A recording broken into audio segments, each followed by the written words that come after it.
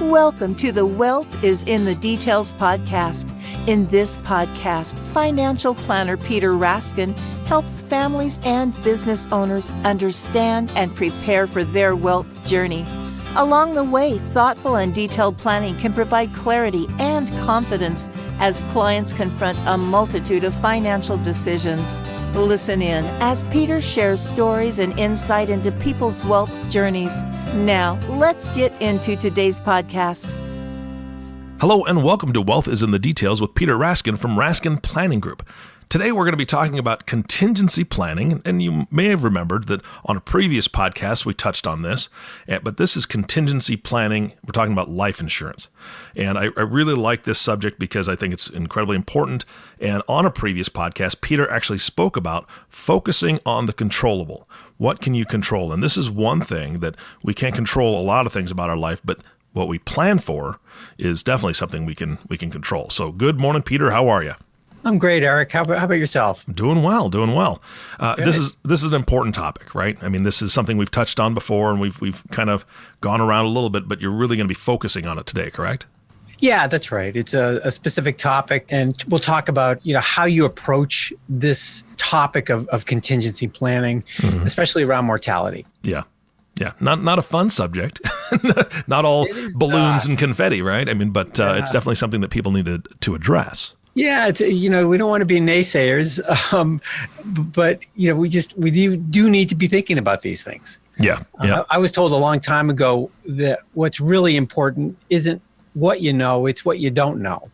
So I think of my job as helping clients think about their future and consider how it might play out. Mm-hmm. So we spend a lot of time discussing contingency planning because those are the unknowns. Yeah. There's actually a worksheet on my website at raskinplanning.com called the Contingency Plan Exercise. All right. So if you download our Whitepaper, 5 Challenges When Planning Your Wealth Journey, contingency planning is challenge number 3. So I suggest listeners download it, and it may help them begin thinking about what you don't know and how to plan for it. Okay, so out of curiosity, this paper, is this something that a couple should do together, or should they do it individually and then compare results, or how do you suggest they go about it? Oh, I think every couple's different. I would say, start it together. If you feel more comfortable doing it individually, that's fine too. I think as long as you're thoughtful, and I think a couple should do it. So I recommend thinking about it and doing it together. Great. All right. So the prime area of contingency planning for a lot of our clients is around mortality, the ultimate. No one likes to think about it. We're on this earth for a relatively short period of time. We all hope for that long, productive, happy, healthy life, but part of contingency planning is thinking about what happens if we fall short of this hope. Mm-hmm. So unfortunately, accidents, sickness can happen to anyone, no matter your previous successes or good health or family history. It just happens. Yeah, I got a chuckle the other weekend. I was at church and the pastor brought up, he said, there's really one statistic that has kind of been even keel since the beginning of time, and that's at about 100% success rate, and that's death. It's just about at 100%. So I thought, well, that is kind of a morbid thought, but it's 100% true. So yeah. All right. I think in our society, we don't necessarily deal with death as a reality as healthily as we could. Mm-hmm. Mm-hmm. But having said that, I find that most people are really thoughtful about these issues, and they recognize that their death could cause some financial distress for their survivors. Yeah. If I have liabilities or debts that need to be paid, or I've made financial commitments like education or for kids, or I promised a certain lifestyle to my survivors, that might be difficult to maintain without any ongoing income. Mm-hmm. So the question is, and you can see this in the worksheet, is will my family be okay financially without me? If the answer is possibly no, then life insurance is an obvious solution to this dilemma. Yeah. And in my mind, it's actually the perfect solution because dollars are delivered to the family just when they need it, which is at death. Yeah, and that's great, and I agree 100%. But I guarantee the first question on everybody's mind is, how much do I need? I mean, how much life insurance is is expected of me, coming from bill perspective, from taking care of family and possibly leaving a legacy if I want to do that, or I've got grandkids that I want to bless, so on and so forth. I mean, that's the big question, right?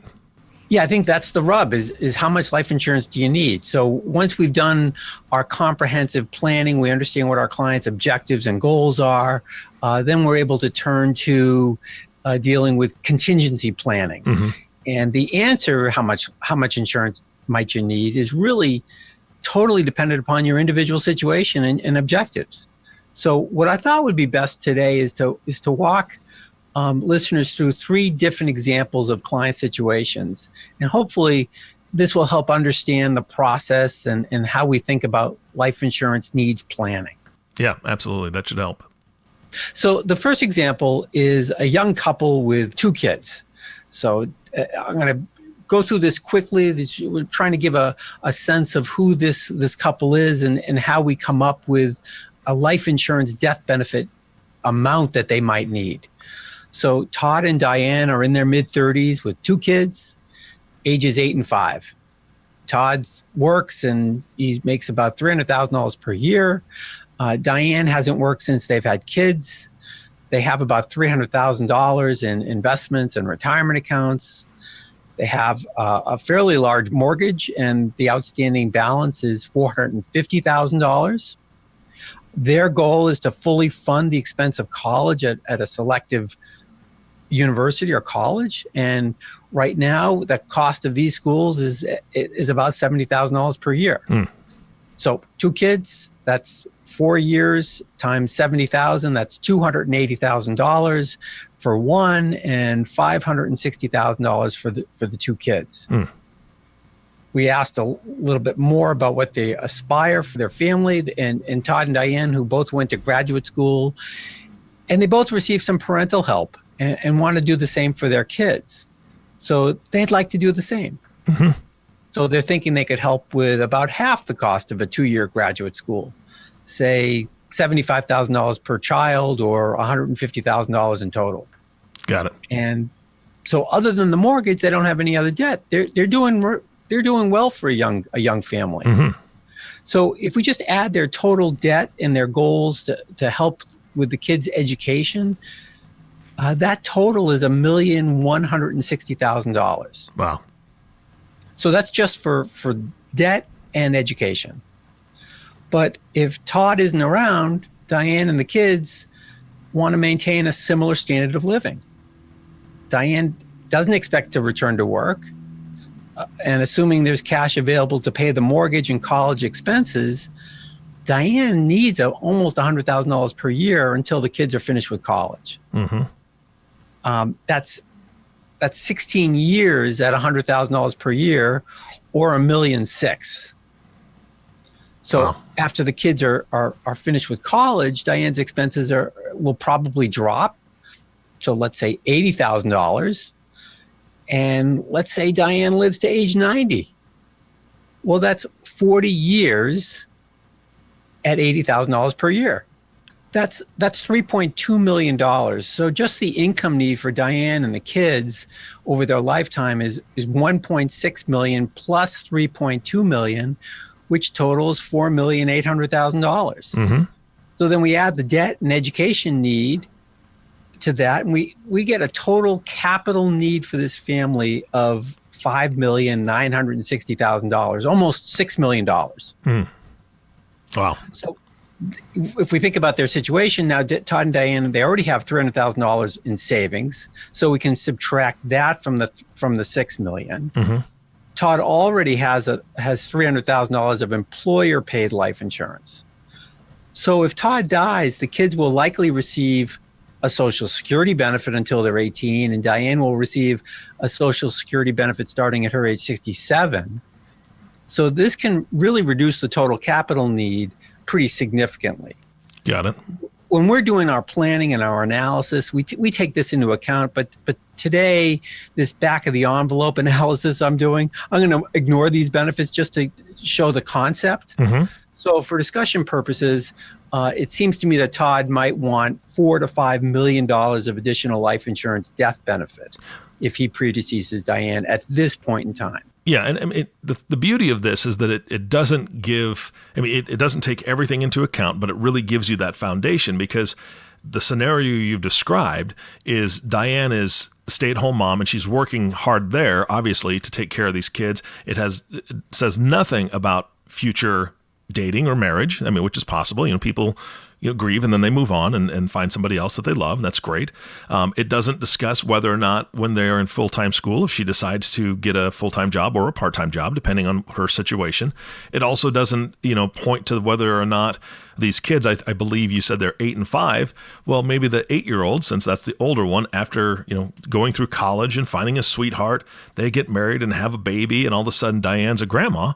That gives her the freedom to not have to work a full-time job and maybe help with being a grandma and maybe, doing some babysitting and watching the child. Or there's so many different possibilities that she can think about, or they can think about together when planning this, to be able to say, I want to be able to free you up to be able to do what you want to do. If she gets a job that she loves and she's passionate about, that's just a bonus, right? I mean, that's how I think of it, right? Yeah. And everyone's different. She may really want to go back to work, but at this point in time, they're saying, yeah, we don't want to plan for that. Exactly. You don't want to have to. You want to be able to do it with joy, right? Without an obligation of, I have to bring in the bread, right? So, Yep. Yeah. Yeah. Every family's different, though. Everyone approaches this a little bit differently. So this is just an example of one couple and how they're looking at their current situation. Of course. Yep. All right. So let's talk about Diane. Yeah, I was going to say, a lot of people, then ask, what about the surviving spouse? Does she need life insurance? Mm-hmm. And I would say absolutely, because if she dies, Todd would need significant help with the kids, and this would cost money.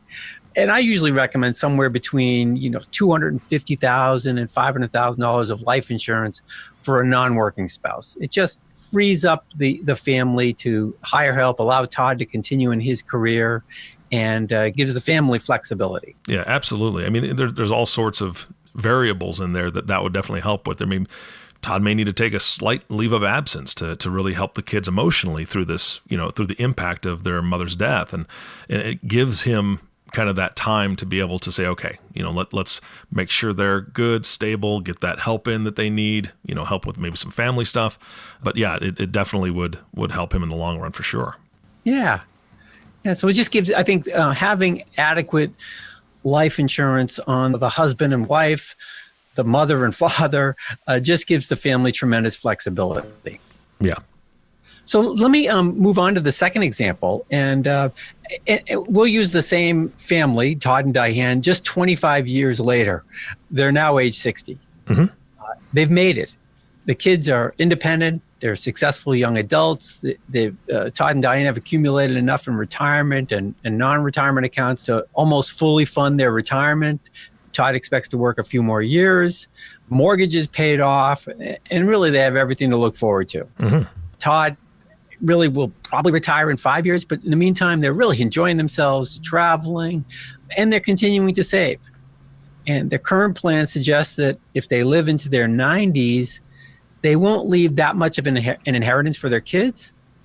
And that's, as they're looking back at their life, they think that would be an important financial goal. Mm-hmm. And what they are thinking about doing is really three things. They'd like to leave both kids $500,000 plus the value of their residence. And they want to leave $100,000 to a specific charity that they feel strongly about. All right.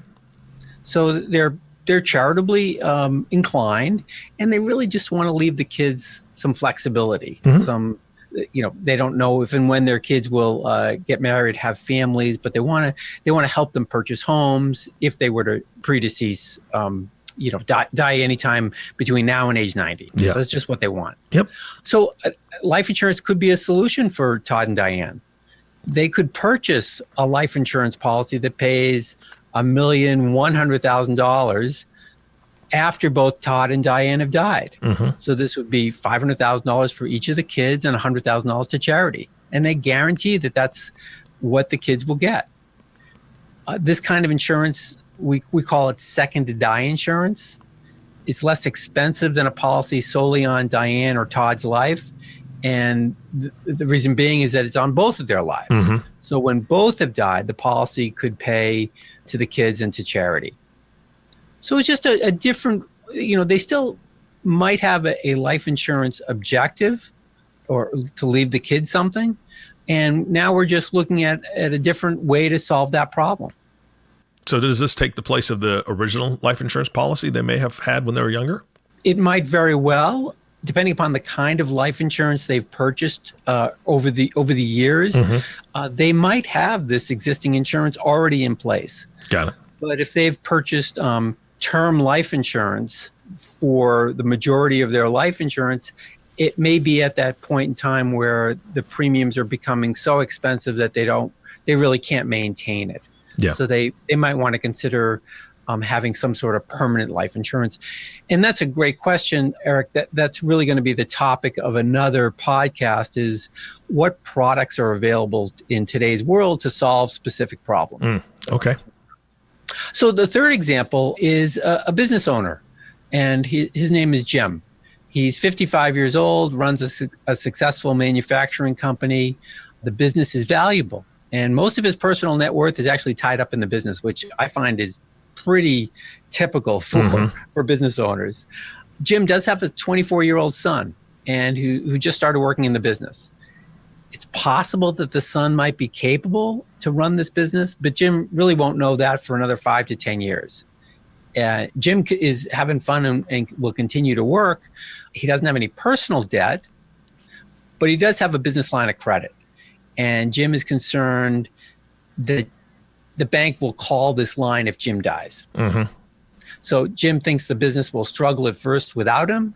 He has a really good second line management team in place, but he would need to bring in a top manager for a period of time to position the business for sale or to run the business until his son is really capable and ready to take over. And Jim kind of estimates that this additional need for cash would be in the magnitude of about $1 million at his death. He knows he needs to work on his business succession plan. He just doesn't have time to do it right now. Like a lot of business owners, he's got priorities, and running the business, dealing with the day-to-day seems to be the higher priority at this point. But he knows he's going to tackle this issue over the next bunch of years. Got it. So that's the situation. And as you might have guessed, life insurance on Jim seems to be a reasonable solution. So the business could be the owner and the beneficiary of this life insurance policy. At Jim's death, $2 million is delivered tax-free to the business. And that gives the business plenty of flexibility, continue running, paying off debt, hiring management, and dealing with losses of revenue. Now, is that called key bed insurance? I think of it as key person insurance, yes. Okay. All right. Yeah, I'd heard that term before. I just wanted to make sure that's what we're talking about. Yep. A corporation owns the life insurance policy, and the death benefit is paid to the corporation. Got it. Okay. Yeah, that makes sense. Yeah. So just another example how people might be thinking about life insurance, how to come up with a dollar amount of need. It does solve problems. It's not the only solution for every single problem, but it is there for both personal and for business needs. Yeah, absolutely. It's a great tool that should be utilized. And as I mentioned, in the future, I'll be chatting about different kinds of products available and how each of the products can really deliver a different kind of solution based on the client's objectives. Mm-hmm. Yeah, absolutely. Now, if people are listening to this and saying, okay, these examples are great, I kind of have a little bit of that first example. I'm kind of in part of that scenario. I'd like to, help fund my kids' education, but it's not exactly me. Or that second one, it's not exactly me, but some key points kind of struck a nerve with me. How do they get a hold of you? Because I know that, like you said at the beginning of this podcast, everything's very individualized, and people really just need to have a conversation about it with their trusted professional. And if that happens to be you, or they don't have one and they need one, which could definitely be you, how do they reach out to make an appointment with you to say, hey, look, I just need to take a look at what you're talking about? Yeah. It's so important to speak to someone that can really help you think through these issues, because there are questions that you might not have thought about. Mm-hmm. And back to my original comment, it's not what you know, it's what you don't know. Yeah. So the planning professional can really ask you the questions that are necessary to help you kind of think about what your needs might be for the family over these 20, 30, 40 years. And so if people want to reach out and ask our thoughts on this issue, please do. They can send an email at peter.raskin@lfg.com or give me a call directly at 617-728-7433. Happy to help. All right. Thank you, Peter, so much for your time. Great podcast. And I look forward to that next one. Thanks, Eric. Bye-bye. All right. Thank you all for listening to the Wealth is in the Details podcast with Peter Raskin. If you have not subscribed to the podcast yet, please click the subscribe now button below.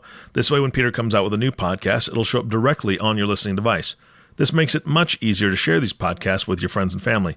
Again, thanks for listening today. For everyone at Raskin Planning Group, this is Eric Johnson reminding you to live your best day every day.